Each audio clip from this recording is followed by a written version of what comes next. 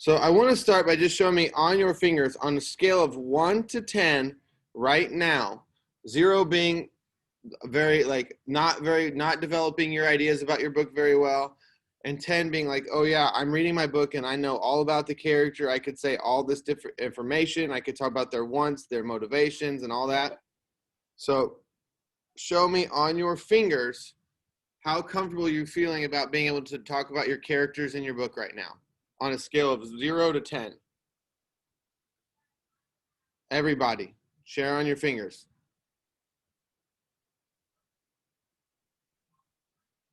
Cindy, are you showing me 3 or 8? 8, 9? Okay. Okay, cool. Go ahead and put your hands down. I just wanted to kind of get an idea, right? So today we're going to do a lesson that hopefully is going to move you up. So if you were a 5, maybe you're more like a 6 or 7 after the lesson today. If you were a 7, hopefully you're moving up to about an 8. But we're going to talk about another way we look to develop kind of these significant ideas about our characters and really like truly understand what the author is saying when we're reading. So Ania, can you unmute yourself and read our goal? Just the part in the white. To learn our goal, to learn that another way readers grow significant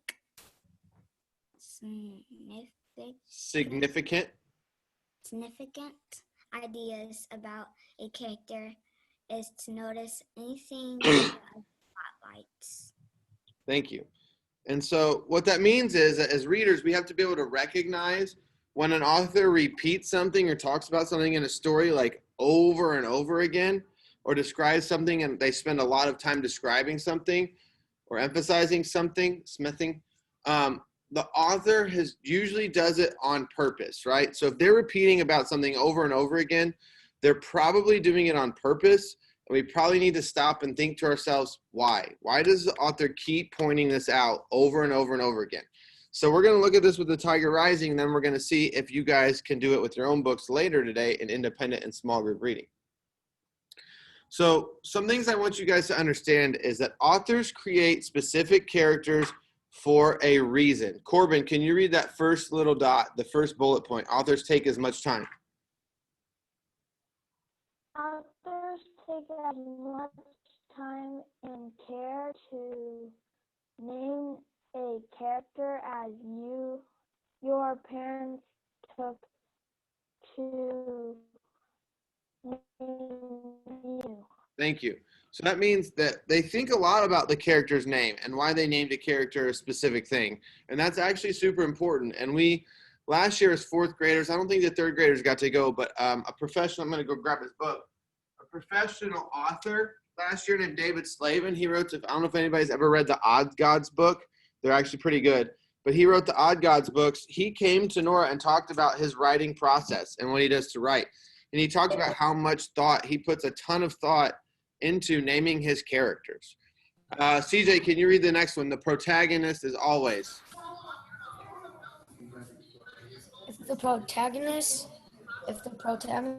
is always doing something or messing with something, you can bet that thing will turn out to be important to who that character is and what that character cares about and struggles with. Yeah, so if the main character, that's protagonist is another word for the main character, they're always doing something or playing with something or messing with something, or talking to a certain person, you can probably understand and bet that that is going to be important in the story, right? If you think about the Tiger Rising, there's things that it always talks about with Rob. We're going to get to that in a few minutes, but we can already tell just from chapters through chapter 13, not even halfway through the book, that those are going to be really important things moving forward. Jay, can you mute yourself and read the last one?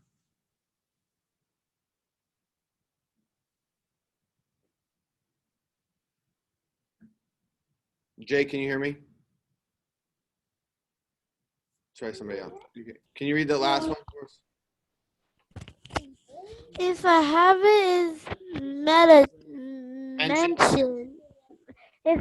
is mentioned again and again, or if the character's clothing or home or hobby or pet stands out in some way, you can be sure that this shows something important. Thank you, sir. And you guys can probably already be thinking in your heads right now that there's certain things they say about Sistine or Rob over and over in the book that we've been reading that show it's pretty important, right? So we're going to go a step further with it today. And we're going to think about Sistine. So if you want to take these notes in your notebook, that would be great. You don't have to write this one down. I am going to have you write them down about Rob. But if you want to do it for practice with Sistine, it'd be a good idea. Can anybody share, raise your hand, if you can share something with us about Sistine that we've heard over and over in the book and we can probably know is important about Sistine. Clay, go ahead. That she wants to leave. Okay, Sistine wants to leave. Yep, she said that multiple times, right? She wants to go home with her dad back to Philadelphia. Good. What else? What else is said over and over about Sistine in this book that we're reading? Michael. Sistine keeps on asking Rob, where is his mom? Okay, so you're not wrong.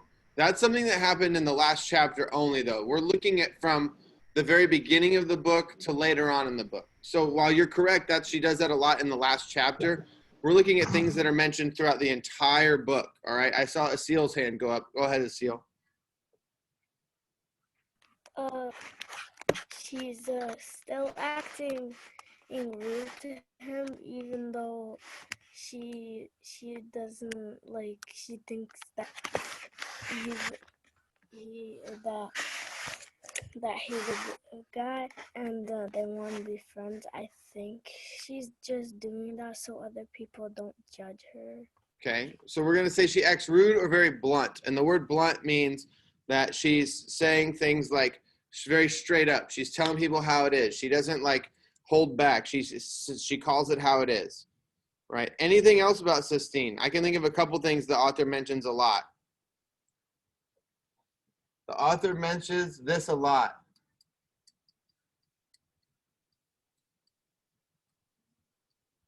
The frilly dresses she wears, specifically pink frilly dresses that she wears, right? They talk a lot about her dresses, and then they also talk about her sharp black eyes and facial features, right?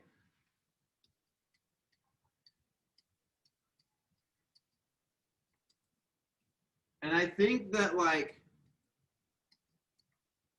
it's very interesting with Sistine. And I think that kind of you see K.D. Camillo, that's the author, has kind of these like opposites a lot in the book, right? So you see she wears these pink frilly dresses and she dresses very girly and very nice. But then her facial features are like sharp and dark. She acts very rude and blunt. And it's kind of like Sistine doesn't really know who she wants to be, right? So sometimes she comes across as very gentle and nice, and she wears these nice pink colored dresses. And then other times she's like super serious and very upfront and kind of rude. And it's kind of giving us the idea that Sistine, we don't really know a lot about her. She can go either way. She's very kind of random and all over the place. It's going to be a little bit different with Rob. All right. So the big question we ask about our characters is why? Why does Kate DiCamillo make a big deal out of those details, right? And I just kind of talked about it with Sistine. She wants to show that she can kind of be more than one kind of person, that she's very different at different times of the day or depending on how she's feeling. But let's take a closer look at Rob. So what I want you to do is think about Rob, all right? And I want you to make a list of, I want you to make a list in your notebooks of things that it has said over and over about Rob. So things that the author has repeated about Rob, things that we know about Rob that seem like they're going to be pretty important when it comes to Rob. Okay? So I'll get us started with an example. One thing it says a lot about Rob is Rob's, sorry, I didn't mean to put Rob's. Rob shrugs all the time, right? I think I've probably read in that story over 25 times that Rob shrugs. when he doesn't know the answer to something, or that's how he answers somebody. He looks down and he shrugs. So that'd be one thing we notice about Rob over and over and over again. So it's 8:49. I'm going to give you 4 minutes. So at 8:53, we're going to come back together. Actually, it's 8:50. So at 8:54, we're going to come back together and talk about some of the different things you wrote down about that it is repeated about Rob. All right, you have 4 minutes. On your marks, get set, go. I'm going to ask you to hold up your notebook or paper. You should have things written down that have been repeated about Rob throughout the story. You got 4 minutes. Go.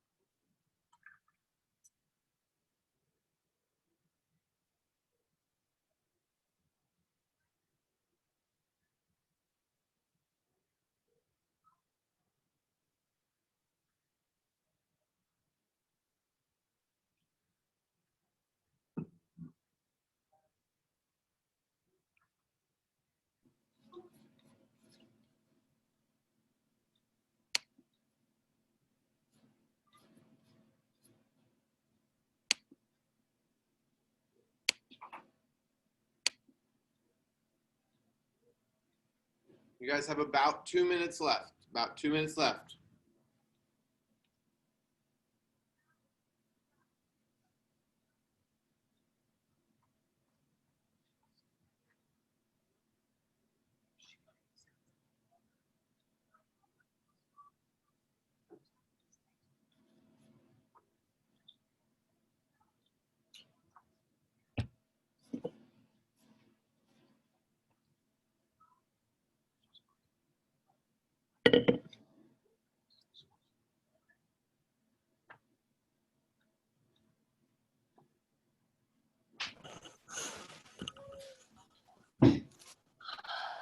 All right, you got 1 minute left. 1 minute. We're going to come back together like a minute and 10 seconds. We're going to come back together and show me what you wrote and talk about some of those things they say over and over about Rob.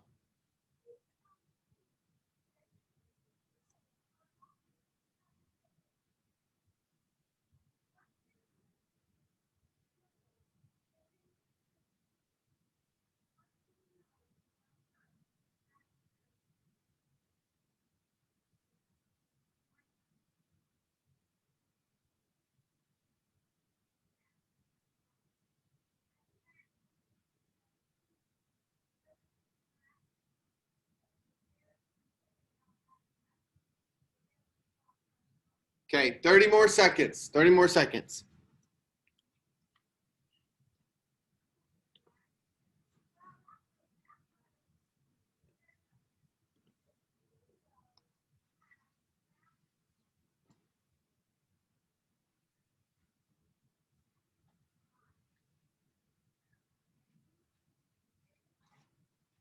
All right, go ahead and hold your notebooks up. Show me that you've got some stuff written down about Rob, please.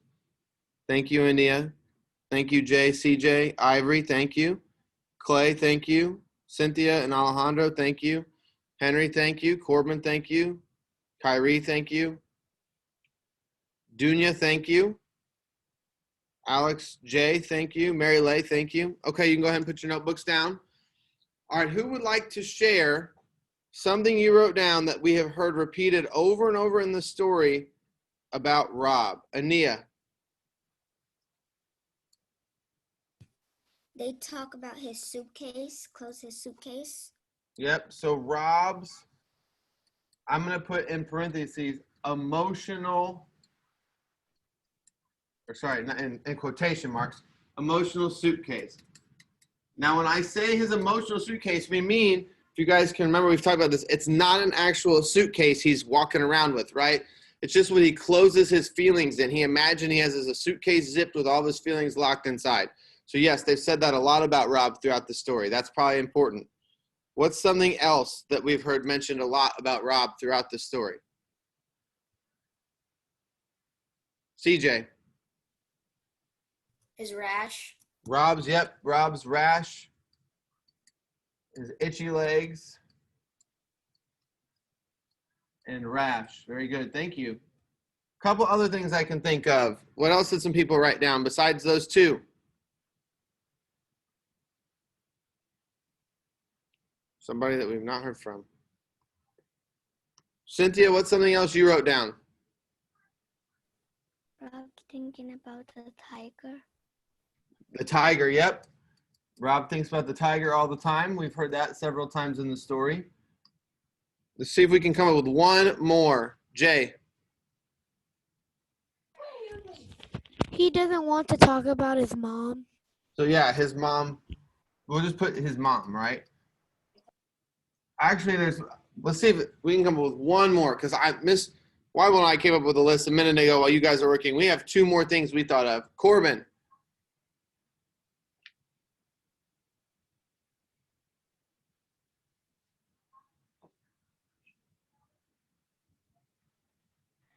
Rob is really passive. Would you say that one more time, Corbin? Rob is really passive. Rob's passive. Yeah, that kind of goes with his shrugging. That's kind of what you could say about him as a trait based on all this information, actually. How about this one, y'all? What does Rob do when he carves with wood? Does anybody know what that is called? Whittling. Yeah, he whittles. And then the last thing I would say they talk a lot about is the Kentucky Star, right? Which is where he lives. So Kate DiCamillo puts all of that stuff in there repeatedly on purpose. There's a reason she has Rob shrug all the time, to show that he's bad at talking to people. He's bad at having conversations. There's a reason she refers to his emotional suitcase and all of his emotions that are built up. That's going to be important at some point, right? There's a reason she refers to his itchy legs and his rash. We don't know why yet, but that's probably going to be important later. There's a reason the tiger and his mom, that's a bad H, his mom and his whittling and the Kentucky Star come up over and over and over again, right? So we're going to debrief here, which means come back and talk about what we learned today. And that's, did you notice what we did today? So we took time and we thought about the details that seem especially important to the author because they, what we call resurface. That means they came back over and over again a few times in the story, right? Everything we wrote down, the author put in the story for a reason. Then we asked, why do you think the author has given this detail to this character? Why does this detail become important, right? And we come up with an idea and we test it to see whether it's connected to other parts of the story. So if we came back to what we wrote down about Rob, who could share with me what's something we notice about Rob when we put all those details together that the author brings up? That he whittles, that his mom's passed away, that he keeps his emotions locked up, that he lives in a hotel, right? That he has itchy legs and a rash all the time. What can we say about Rob when we put all those details together? I'm challenging. This is challenging to think about, right? But when we put all those things together, what's a statement or something we could say about Rob? Asil, is your hand up?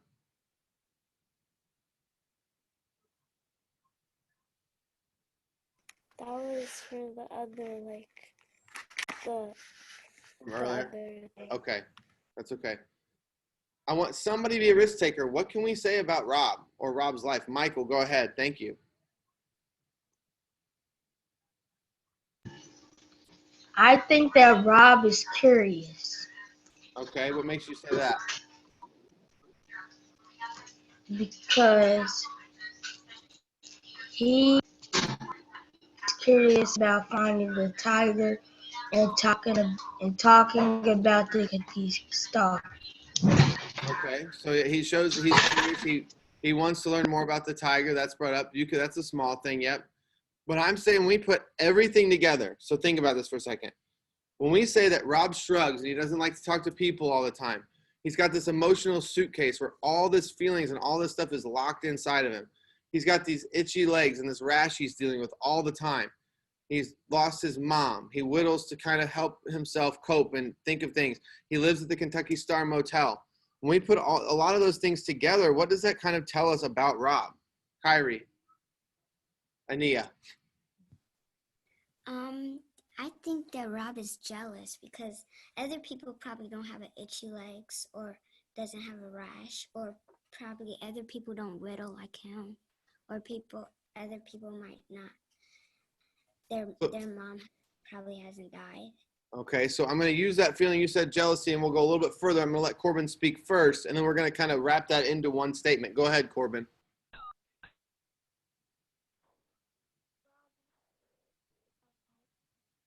Uh-oh, we can't hear you, Corbin. Try again.